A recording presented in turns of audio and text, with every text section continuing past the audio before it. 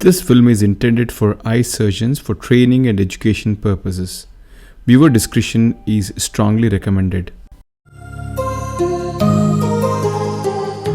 A 55-year-old gentleman has had a blunt trauma about a month back and he is treated medically for some inflammation and pressure control, and he has developed a traumatic cataract, and this is the situation. I'm not sure about any zonular dialysis or dehiscence as such. It was not very visible in the slit lamp. There's no phacodonosis at the slit lamp, but we'll come to know about the zonular health only once we enter the eye and touch the capsule. So I'm keeping my fingers crossed. So let's see how things turn out.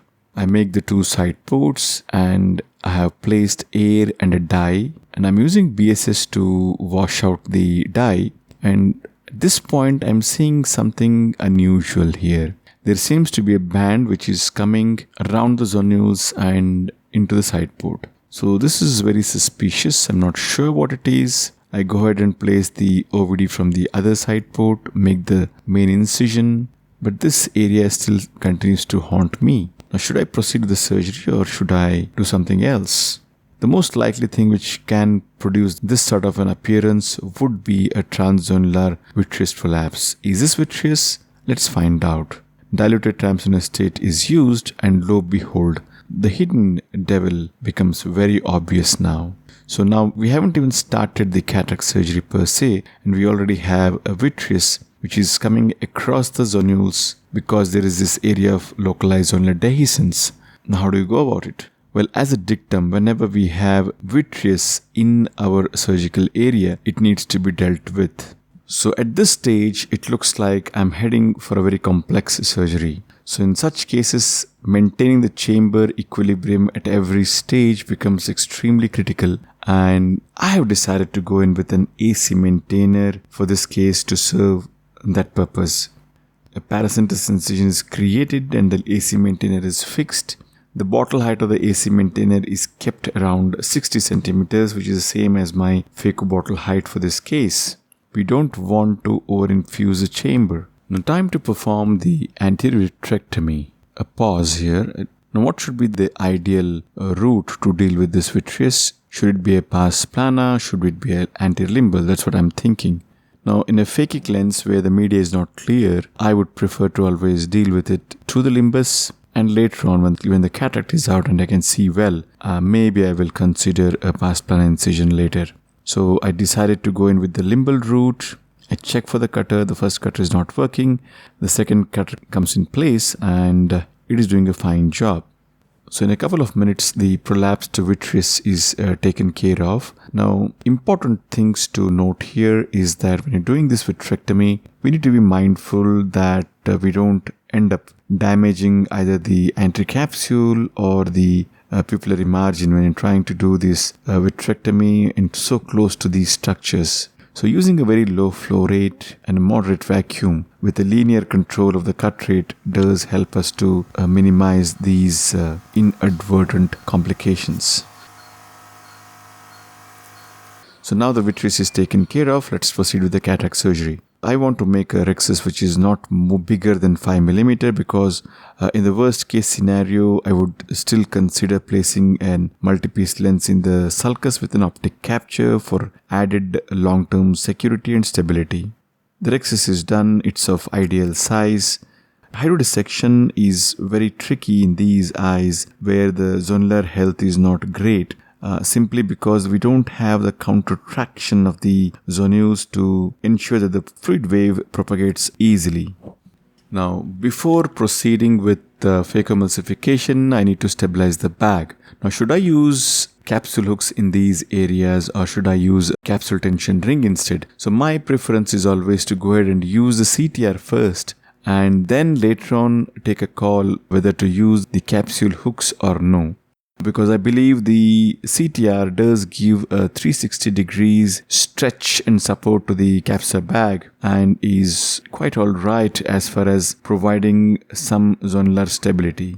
but in severe cases, I would like to use the capsule hooks as well in addition. One trick while introducing the CTR wherein the cataract is still present is to create some space between the peripheral cortex and the anticapsule by injecting a small dollop of sodium hyaluronate, which I'm doing now. So this would create some space and help us to navigate the CTR relatively easily. Mind you, while placing the CTR, the AC maintainer is turned off and I'm doing this process under OVD. I prefer to use the second instrument to just tug on the CTR as it is being threaded in. This helps us to minimize the stress being induced on the zonules during the placement of the CTR. So I go in and redo the hydrodissection. I'm just trying to loosen the lens matter. It seems to be reasonably free now and time to perform the fake emulsification. So this cataract is extremely soft and powdery. So I realized that chopping it would become difficult. So I'm going with my stop and chop technique, trying to create a groove, divide this nucleus into two heminucleus and pull each fragment out of the bag.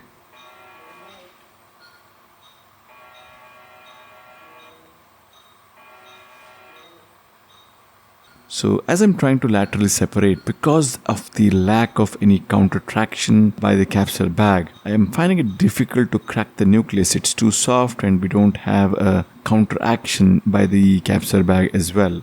The other problem is I'm unable to rotate the nucleus freely, simply again because of the fact that the counter traction by the zonules is absent. So if I attempt to rotate forcefully, there's always a risk of worsening the zonular laxity. So I thought the best way to deal with this situation is to prolapse the nucleus out, at least half of the nucleus out into the antechamber, and then using the phaco probe, pull it out of the bag and emulsify. Since it's a soft cataract, it might not be too injurious to the corneal endothelium.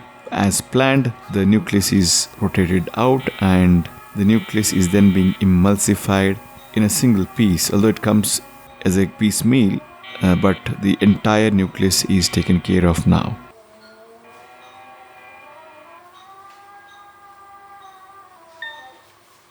So once the nucleus is taken care of, what we're seeing this white band, and this is just a vitreous which is behind the capsule but also trying to sneak out transzonularly. So to ensure that this does not keep on happening and even in the postoperative period, the best way to do it is to go ahead and do another limited anti-vitrectomy. Now, because the visualization is great, now I'm going to make a pars plana incision to introduce my cutter through the pars plana. So this is the best way to deal with the transzonular vitreous prolapse, provided we have a clear view through the pupil. Now, because the cataract is out and the visualization is good, that is the reason I have made this decision. I prefer to create the sclerotomy using an MVR blade. So I measure 3 mm behind the limbus. A new sharp MVR blade is used to create an entry. This is 23 gauge. Time to do the vitrectomy. So the cutter is entered through the pars plana sclerotomy and the bevel as I'm entering is facing down. My foot is off the foot pedal, nothing is happening.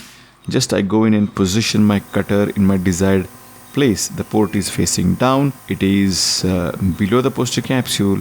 And now I press my foot pedal to begin the vitrectomy. The flow rate is low, the vacuum is moderate, and I'm using a high cut rate. So in a couple of minutes, we can see that the entire vitreous, which was in the vicinity or posterior to the posterior capsule, which is being prolapsed transzonularly, is taken care of. So when you have a clear media and there's no vitreous in the antechamber as such, so time to implant the lens. Now, because we are having a reasonably lax bag, although it's supported by the CTR, I would still like to ensure that I use the IOL trap technique, wherein the haptics of the lens go in the sulcus and the optic is pushed back.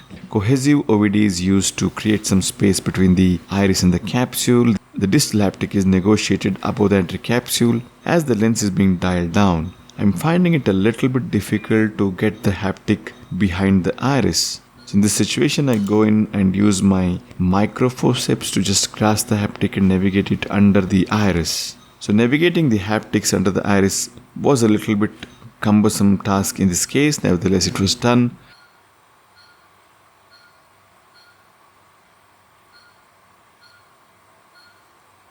Time to remove the OVD both in front of the lens and behind the lens. A little bit of a vitreous seems to be prolapsing across the zonular barrier. I go in with my cutter one more time to the past-pan incision to take care of the vitreous.